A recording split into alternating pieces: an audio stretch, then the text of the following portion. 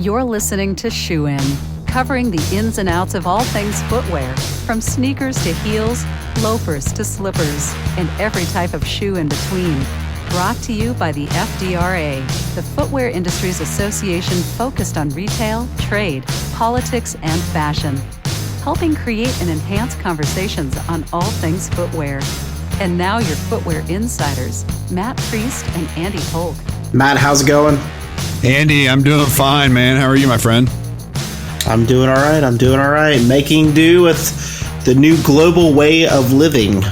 Yeah, let me tell you, it is. This is a surreal time. It's historic and it's challenging. It's heartbreaking, but we'll get through it as we've talked about, and we can still do the podcast from a variety of different locations. So that's right. It is crazy how, it speaks to the innovation of our age, right? Like I was telling somebody not too long ago, we live in the greatest time in the history of mankind with all our advances. Yet with all those advances, there is fragility that people forget that we have. Yep. And ultimately that we need to take care of each other a little bit more. And maybe, I'm a positive person. Maybe this cools off a lot of heated political tensions. People will realize that we're not as divided as people tell us that we are, that we're kinder, gentler, that we can slow down a little bit, that the world does not evolve around checking Twitter every 15 seconds to see what's happening, to have some real personal connections with people. I think it's one of those things where they say, keep your social distance. It's a natural inclination where people want to be closer as soon as they tell them they can't be closer, right? So yeah, exactly. Reverse like psychology. Yep. Exactly. So with our industry, though, there's a lot of challenges taking place right now. A month or two ago, we were dealing with supply chain challenges and specifically production challenges. Supply chain challenges still do exist, but production and normal life is resuming in China. Yep. But the spread of the virus has enveloped Europe and is now coming to the U.S. side and challenging our supply chains closer to home and retail. And it's a big issue for a lot of retailers on especially the smaller guys in terms of liquidity.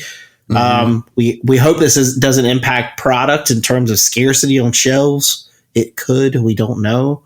Yeah. But it is a time for us to come together as an industry and help each other. And it's a huge opportunity if we take it, right? I agree, man. I agree. And someone who really has helped this industry for as long as I've been in this industry, and she's been in it longer than I have, is Leslie Gallin. And Leslie has most recently served as the president of Footwear at Informa Markets, but she's much more than that. She's on the FDRA board. She's on the 210 board. She is involved in the industry, and she's been guiding us through. Speaking of someone who's like taking care of people continuously at a trade show, or had her finger on the pulse of the industry more broadly. Yeah. I would consider her an honorary shoe insider. So with that, I want to welcome Leslie back to the program. She's been on before, but Leslie from California, how are you doing today, and what's going on your end of the world? Thank you, Matt and Andy. I'm really excited to be here, to be perfectly frank with you. And yes, I think technology is going to help us all get through this. It certainly is a new normal. I can tell you that I personally, you talked about personal connections. Well, I've kind of gone old school. I've been writing every day to my friends in Italy and in Spain.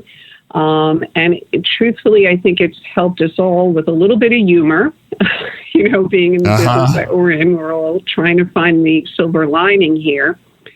And I think I said to you, Matt, the other day, I think those companies and people who could be nimble right now and take the time to look at product and, come out of this with the best possible product, whether it's fit, design. I think retailers could take the time maybe and do some remodeling, maybe a paint job. I mean, things that you could do yourself. Right. Because there's not much else you can do. With each state right now and city, basically quarantining us for a while in the hopes of, quote, flattening the spread and giving our hospitals and our medical staff the ability and the timing to prepare. It's a scary time. It is a time for those that, are creative types, because this is usually when new inventions happen. Out of adversity comes, the next new thing. So I'd like to be optimistic about this. Other than the economic impact, I think we're all, unfortunately, going to see in our industry. And that's kind of what's happening right now. And my friends, it's hysterical because I had friends as early as last week who were saying, I'm not going to let this, hamper my life, and I'm going to go out. So, you went out, and the first couple of days, the restaurants were packed. And then slowly towards the end of the week, you started to see maybe only 3 other people in a restaurant. Mm-hmm. So, truthfully, the last time I was out was Friday. I laughed because I think I shared this with you. I went to the grocery store, and all the shelves for food and supplies were pretty much empty. But yet the aisles for alcohol, and not the rubbing kind, the drinking kind, were completely stocked. So when friends of mine, I said, what's wrong with these people? Turns out people were getting food deliveries, and those deliveries aren't allowed to deliver alcohol. Only food. So if you want your alcohol, you have to get in your car and go out for it, which was pretty funny. That's where people are drawing the line on that. Well, and we should say that we're taping this March 16th, so things are moving so dramatically that we just want to make sure that people understand when we're taping this. But Leslie, let me ask you this. Heading in, before we get to kind of the broader impact of the coronavirus on footwear retail, what were some of the challenges and opportunities in the marketplace as you see it before we even got to this point? I see that there was a lot of redundance. I think that large companies, because when you have stockholders and shareholders to please, you tend to, need to have increases year after year over year over year. And yet, I think the last year, I always said that the footwear industry is an economic indicator to the future. So I'd say the last 12 to 18 months, I found the industry kind of taking a back seat, in a sense, saying, okay, the dollars that I'm spending for trade shows, I want to reach the consumer. Well, they talk about return on investment, ROI. How do you really, what's the data and the return visibility to taking your dollars towards a consumer? So the other side of this becomes, I think they recognize that they need an action plan and budgets for both trade events, D2C, and then all ties into the website. Now, whether you use your, website to actually sell product or to educate your following or create your brand, bring more depth. I would say now is a really good time to put more depth and story behind your product, because I think coming out of this, people are going to want to shop for brands that are socially conscious, that are, concerned about the environment, that deliver amazing fit consistently, that really have a story to tell. But it's not been an easy, 12 to last 18 months for a lot of companies, a lot of retailers and brands, because I find that a lot of the retailers, as much as they say they wanted to see new product, they see it, but they weren't exactly putting pen to paper. And if they didn't support the new or newer styles, new colors, you're going to have a boring environment at retail. Yeah, let's talk a bit about that. Because to your point, it's all about the product at the end of the day, right? It's all about that thing that people know and love. And, we talk a lot about the show about front facing the consumer, but equally Sell's point that sometimes we don't talk about is the fact that the brands are trying to sell to the retailers and trying to get them to buy that product. Where, to your estimation, why are people putting pen to paper for those products that are brand new? Is it just not, are they risk adverse, or are Are there people new to the industry who just don't understand the product? Are the brands not doing a good enough job explaining how the product's different and helping build that story for the retailer, for the consumer? Where's the disconnect on that? I think it's all of it, Andy. I think, unfortunately, we're in an industry that yet the product is highly technical, not light apparel, meaning the shoe has to fit and think about all the parts and pieces and components that go into it.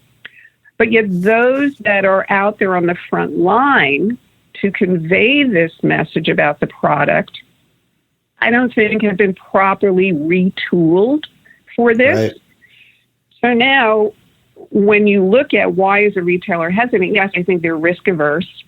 I think they continuously look to play it safe while they bemoan the fact of certain major brands no longer wanting to sell them for various reasons. These companies are changing their distribution.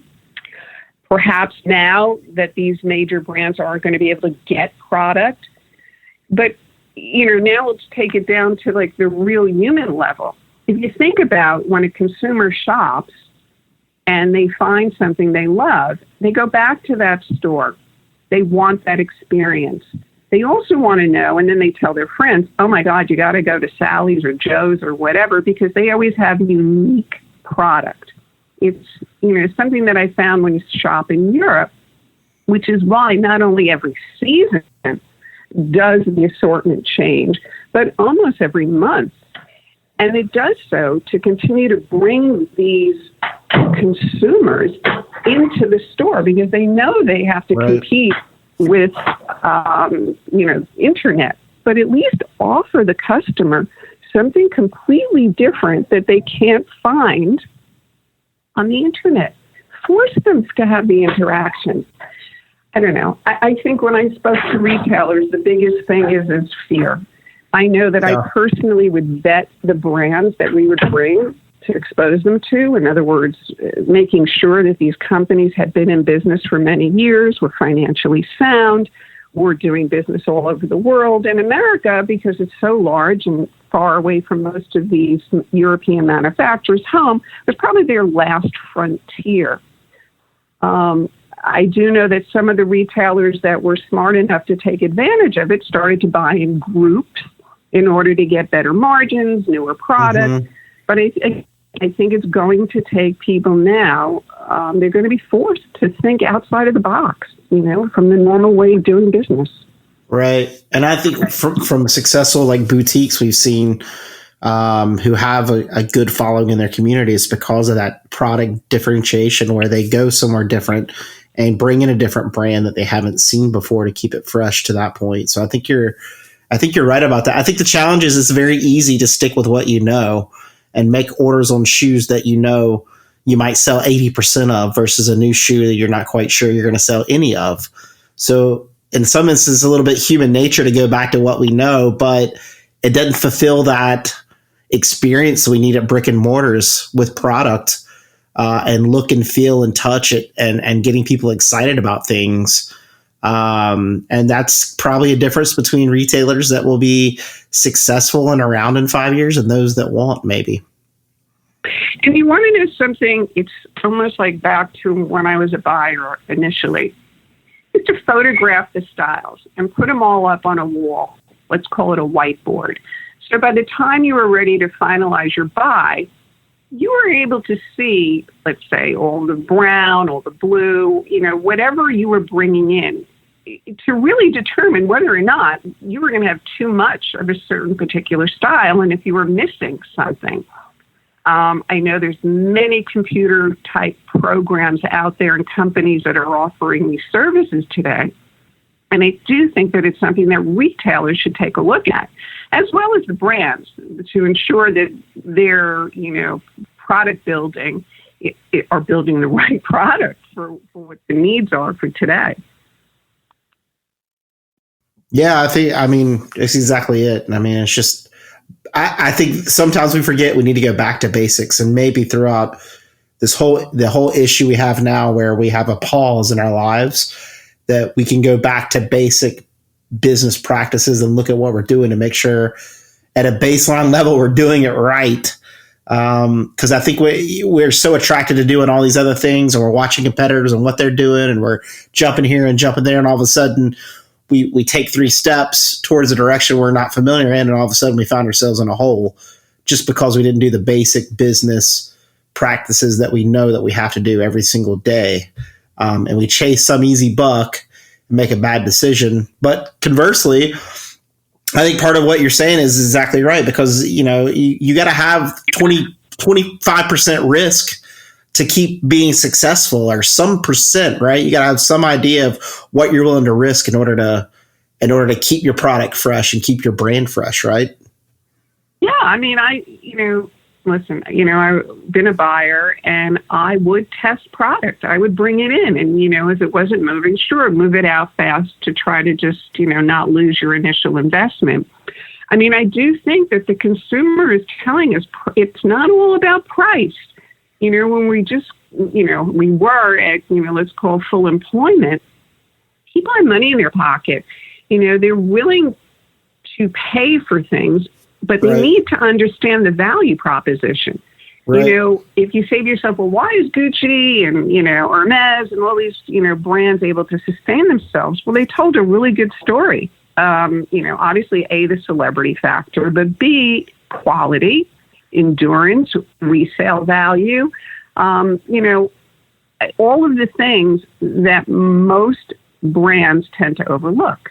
And it's, again, I go back to, it's really important to have both. You need to have, we'll call it the fast fashion or trend aspect of your product base, because that's going to service a certain customer, mid-tier and higher tier quality, explain to why the product is now, if the entry level is a $50 retail, why the top of your range is a $500 retail.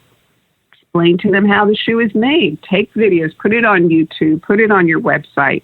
In other words, try to be creative to tell your story, because especially now with people unable to go out, it's the perfect time to take advantage of the eyeballs that are out there. Well, Leslie, let me ask you this. We're in an age of consolidation, right? So many different companies merging and buying up different brands, et cetera, et cetera. And now with, if that was happening in a good economy, what's going to happen in one that kind of turns south and there's more constraints and some people might be going out of business or trying to offload their brands if they're struggling. And that's just it seems to me that will be less interesting to the consumer as well. The more you homogenize around certain companies, the less likely you're to have new and emerging brands that are exciting and have a story to tell. I agree with you, Matt. I think the larger companies right now are the ones who are in the biggest hurt zone, because, again, they have to produce profits for the investors. And the smaller companies, sure, we're going to see a lot fall by the wayside. But we are going to see, as history predicts, some real new, innovative, even just cool product. Doesn't have to be highly sophisticated coming out of this, because they will be nimble. They will be financially able to manipulate. And as we come out of this, they'll grow as the economy grows. So it's completely uncharted waters right now. And and it's sad, because the brands that I think we've known may not be here in 6 months. Yeah, that is sad. But let me ask you this. One of the things that we often get emails, info@fdra.org, are people trying to break into the U.S. market. I mean, we get a handful a week of this brand, or I'm a brand in Portugal, mm-hmm. I'm a brand in Spain. You're the queen of market entry for the United States footwear market. What advice do you give these types of companies that are looking to break into the U.S. footwear market right now? I think it's like anything else. It's not easy. It's work. And meaning, when I would go out and do seminars, I would explain to people in Europe specifically, you need to task someone in your home office, your factory floor, whatever, in your office, that every day their job is the United States market.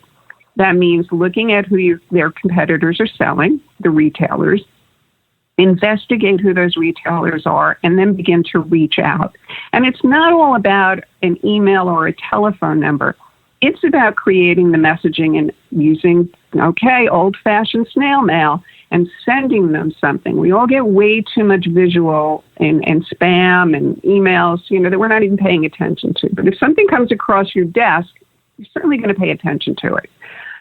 At the time, I would say, and this will lift, you need to be present in the marketplaces and in the areas, in the key cities in the United States, because you need to make relationships. I would say that our business, just like all businesses, people want to do business with who they like and who they trust, which is why I think a lot of the retailers have stayed with certain brands, because they've had these relationships. When things got tough, these brands were able to financially offer incentives back to the retailer. But again, we're in an unprecedented, uncharted waters here with this situation for the moment. But back to your question about international, and they have to stop saying, I need to find an agent or a distributor. I keep explaining to them. That's like saying, okay, I'll take a mail order bride and let's just get married. It's work. You got to do the work yourself. And then I related to them in Europe. Do they just turn their business over sight unseen to someone in the hopes that it'll be successful? No, because without getting to know who the customer is and whether or not they like the product, input on price, input on a whole myriad of things that help you to build your company. If you're not hearing that yourself with someone you trust, you're not going to, it's not going to win. It's not going to happen. So there is no easy magic pill, unfortunately. At least I haven't discovered it yet. Well, if you haven't, no one has, because you, again, are the queen of market entry for the U.S. marketplace for footwear. And we literally get that. Yeah. I got an email the other day, Andy, that's like, hey, can you give us, we need an agent. Give us an agent name and some distributors. And like, no. Mm-hmm. Yeah, it is. I mean, it's basically, they are looking for the magic beans to grow their brand here in the U.S. And it just doesn't work that way. You got to go to all the networking events. You got to shake hands. You got to build relationships, as Leslie says. You have to do all those things. So yeah, and exactly. The thing is that if they would just follow the simple rules on the networking part of it, because a lot of what I would do would be introducing them to the publishing arms. Both the consumer publications, the industry publications, the associations, and where they could do their own, we'll call it market research, and find out directly from the people that run these organizations, what are their members looking for? What are the consumers looking for here? And not just rely, again, as you said, Andy, they're looking for the magic pill, magic bean, it just doesn't exist. Yeah, for sure.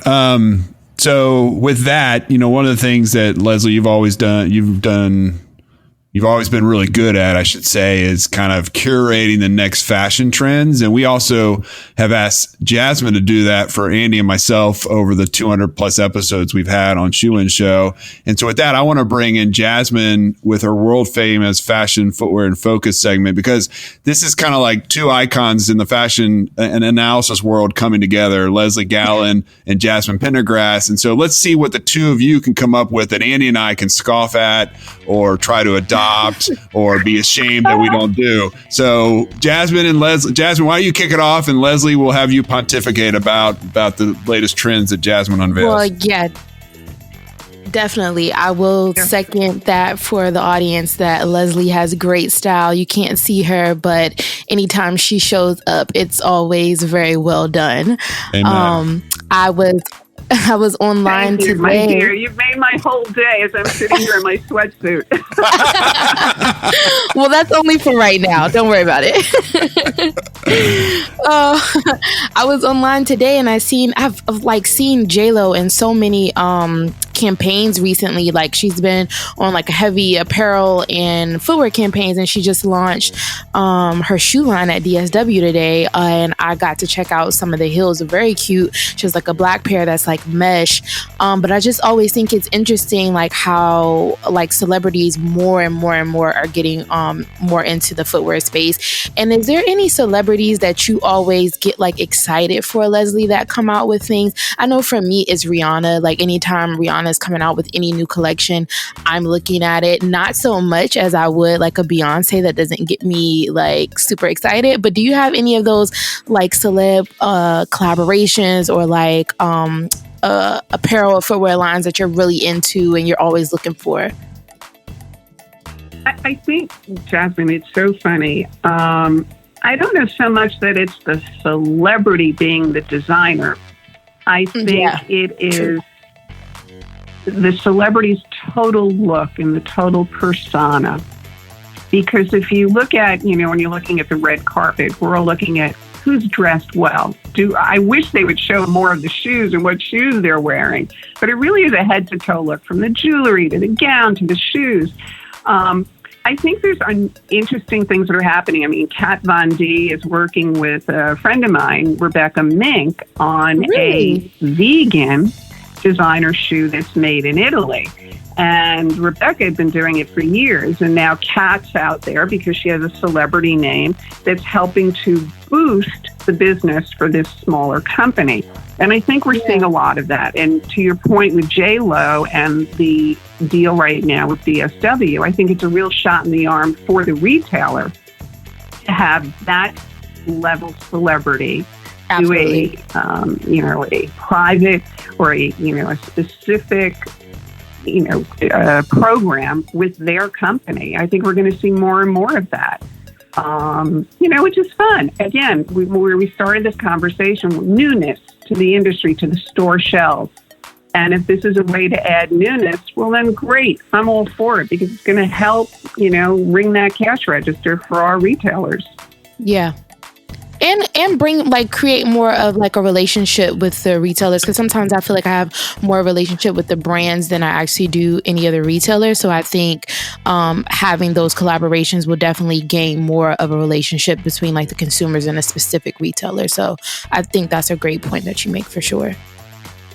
Yeah, and I think the larger retailers that are left, if they were, smart, I think part of the programs they should look at now are these types of celebrity collaborations, maybe specifically for their stores.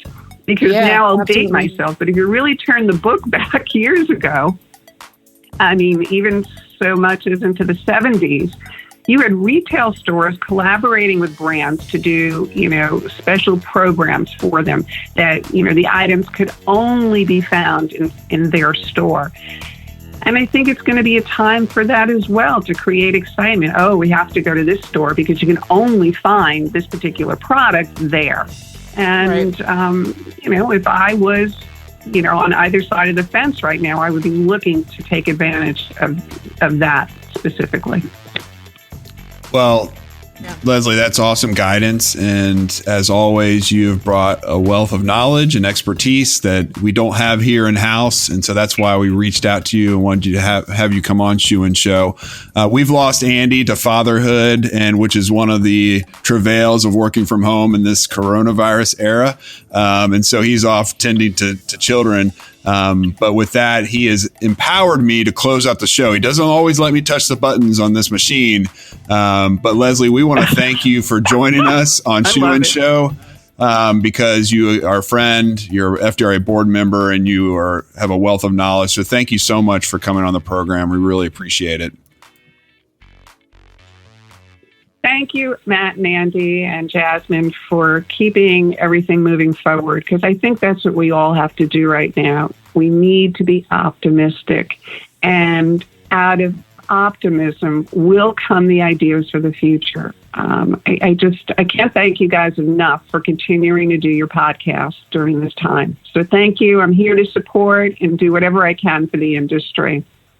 That's awesome, Leslie. Well said. And folks, this has been Shoe and Show. We've brought you another conversation with a shoe insider. In spite of the burdens and all the things, the challenges that are out there, we are going to keep going. We're going to keep hitting record, and we're going to keep having these conversations so that you can check in all along the way. Go to shoeandshow.com to access our entire catalog of well over 200 episodes. Make sure you rate us on iTunes. We only accept 5-star ratings, so anything less than that gets automatically kicked out. So make sure you rate us because it helps us to spread the word on this podcast. And for Jasmine, Andy, and Leslie Gallin, this has been Matt Priest, and Shoe and Show is out. Shoe In has been brought to you by the FDRA, the Footwear Industries Association focused on retail, trade, politics, and fashion, helping create and enhance conversations on all things footwear. For information about FDRA, visit fdra.org.